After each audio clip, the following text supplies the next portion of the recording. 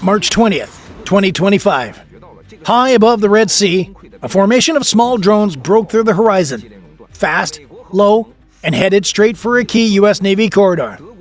Launched from Houthi-controlled territory in Yemen, the drones weren't massive, but they didn't have to be. Armed or not, they posed a serious threat to shipping, radar systems, and American forces operating in the region. The order was simple: intercept. Within minutes, a U.S. F-18F Super Hornet from VFA 11, known as the Red Rippers, was airborne. But this time, something was different. Instead of firing a multi-million-dollar missile, the jet engaged with something far cheaper and far more surprising: laser-guided rockets. The pilot selected a weapon few expected to see in this fight: the APKWS, Advanced Precision Kill Weapons System. Originally designed for helicopters, it had now been modified for high-speed jets, and it was just about to be put to the test in real combat. One by one, the drones fell. Quietly, cleanly, with deadly precision. No boom, no brag, just results. But this wasn't just about one jet or one interception. This was a shift in strategy, in cost, and in how the U.S. deals with low-cost threats that keep evolving. So why did the U.S. switch from missiles to rockets? What made this attack different from any before? And what does this mean for the future of air combat? Let's break it down.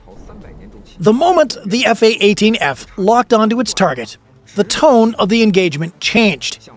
This wasn't the kind of fight that most pilots train for. There wasn't a dogfight, no supersonic chase, no radar jamming stealth war. It was simpler, and in many ways, stranger. On radar, the drones appeared as small, fast-moving dots. Their flight paths were erratic, likely programmed for a swarm effect, or even to confuse automated defense systems aboard U.S. warships.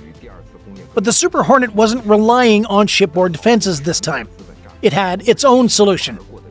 From under its wings, the pilot selected an unexpected option: a pod loaded with APKWS rockets. These weren't the heat seekers or the radar-guided long-range weapons. These were upgraded 70mm Hydra rockets, retrofitted with a laser guidance kit. Lightweight, cheap, and incredibly precise.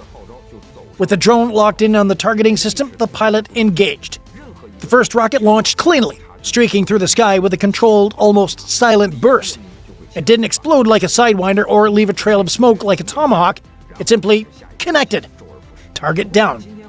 And then again. Another drone, same sequence. Lock, fire, impact, gone. The APKWS proved not only accurate, but effective in a way that shocked many watching the incident unfold in post-mission analysis. Traditional missiles are overkill for small drones, expensive, heavy, and limited in number. But APKWS, the pilot could carry more, engage faster, and save the big missiles for bigger threats. What made this encounter even more unique was the efficiency. In an age where militaries are judged by cost-to-kill ratios as much as raw power, using a $27,000 rocket to shoot down a drone that cost $20,000 suddenly made a lot more sense than firing a $400,000 missile. The Houthi drones didn't have much of a chance. Designed to exploit gaps in traditional air defense systems by being too small, too fast, or too cheap, they were now being met with a response just as agile and just as cheap. The result is a weapon that hits within inches of its target without the cost or complexity of a full-blown missile. What's even more remarkable is where it came from. APKWS was originally designed for helicopters and light attack aircraft, like the AH-64 Apache or the Marine Corps' AH-1Z Viper. It wasn't meant for high-speed fighter jets. But with evolving threats like drone swarms, the Navy and Air Force saw potential. Integrating APKWS into jets like the F-18 wasn't just a smart tactical move, it was a budget revolution in combat. And make no mistake, these rockets are deadly. They've been combat-proven in Afghanistan, Iraq, and Syria. But March 20th was one of the first times they were publicly confirmed in use against a drone swarm over open water, from a fast-moving jet platform. That adaptability makes APKWS something bigger than just a weapon. It's a symbol of a new kind of air combat. Not always bigger, not always faster, but smarter. For decades, U.S. fighter jets have been built to dominate high-end threats: enemy aircraft, radar installations, advanced missile systems. But in recent years, the battlefield has changed. The most common threat isn't always another jet. It's a drone. Small, fast, hard to see, and cheap. That's why the US had to rethink how it fights back. Launching a $500,000 missile every time a drone buzzes a warship isn't sustainable. It's not just about wasting money, it's about limiting the number of engagements a pilot can respond to in one mission. Traditional air-to-air missiles are heavy, few in number, and designed for peer-level threats. APKWS changes that equation. With laser-guided rockets, a fighter jet can carry more weapons, fire faster, and respond proportionally to the threat. Instead of using a $400,000 missile to shoot down a drone made from spare parts, the pilot can use a $27,000 rocket, a smarter match in both cost and effect. But the benefit isn't just economic. Laser-guided weapons reduce collateral damage. Their precision makes them ideal for narrow targets, because modern threats aren't always complex. Sometimes they're just constant. And winning in that environment means fighting smarter, not just harder. The March 20th incident didn't just showcase a new weapon, it revealed a shift in mindset. For decades, air combat has been defined by speed, stealth, and power. Fighter jets were judged by how fast they could fly, how high they could climb, and how advanced their missile systems were. But as the battlefield evolves, so do the metrics for success. Today, the most effective aircraft isn't always the most expensive. It's the one that can engage the widest range of threats and do it with precision and economy. The APKWS strike over the Red Sea marked a turning point. It showed that the US is no longer focused solely on high-end dogfights or large-scale bombing runs. The future is about adaptability. Missions now demand the ability to transition instantly from tracking a high-speed jet to intercepting a drone the size of a backpack. Laser-guided rockets like the APKWS give the fighter pilots that flexibility. Instead of saving all their hard-hitting ordnance for major targets, pilots now have a middle ground weapon, something they can deploy quickly, accurately, and without worrying about cost or overkill. This changes the way future air engagements will be planned. Rather than preparing for one type of enemy, modern squadrons are training for multi-layered threats. Drones, speedboats, radar jammers, even cyber-linked UAV swarms. And they'll need weapons that are just as layered. It's not just about dominating the air anymore.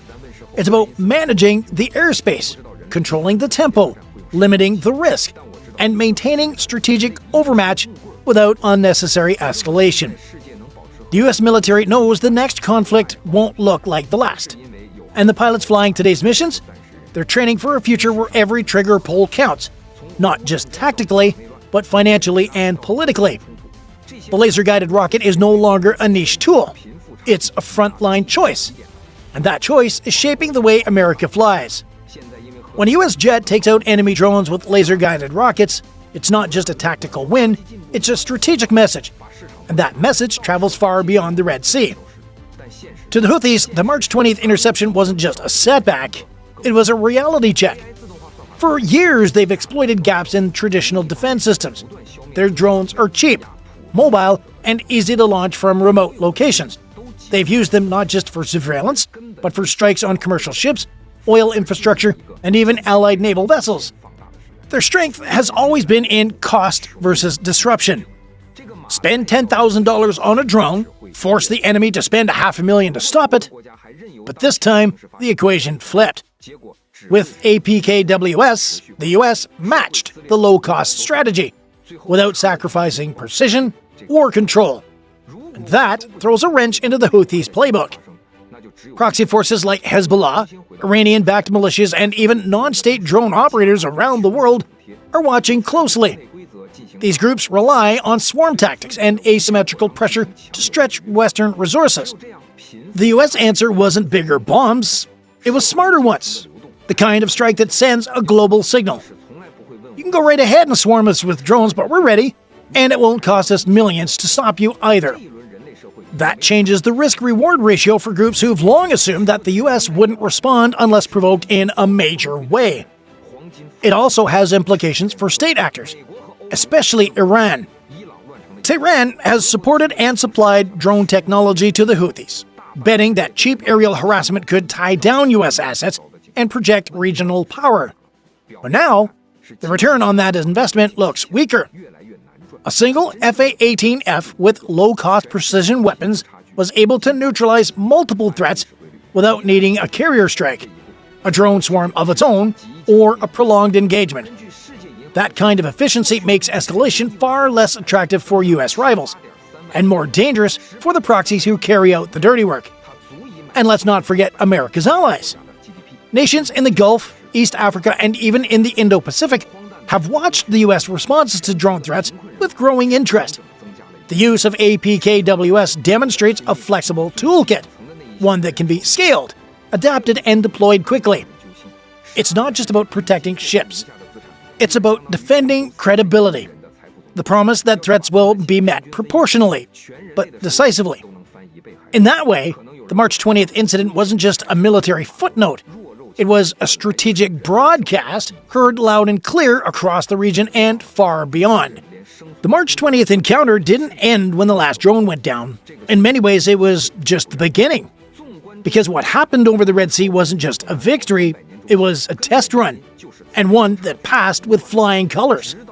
Now that the U.S. has shown it can successfully arm fast jets with low-cost laser-guided rockets, the next question is, how far will this go?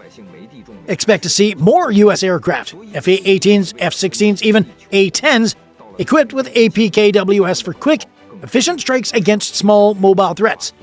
It won't replace missiles, it won't replace drones, but it adds a new tier of response, one that fills the gap between overkill and inaction. Carrier groups are already rethinking their loadouts. Commanders now have a proven option that's scalable, flexible, and far more affordable in drawn-out engagements. That matters, especially in regions like the Red Sea, where threats are persistent, low-tech, and politically sensitive. Meanwhile, the Houthis are likely reassessing their drone doctrine. What used to work, cheap disruption through aerial swarms, is no longer a guaranteed pressure tactic. If every drone can be countered quickly and cheaply, the incentive to deploy them in bulk starts to fade. Expect changes. More stealthy drone profiles, higher altitude flights, more GPS jamming. The cat-and-mouse game is far from over. And the US? They'll keep adapting too.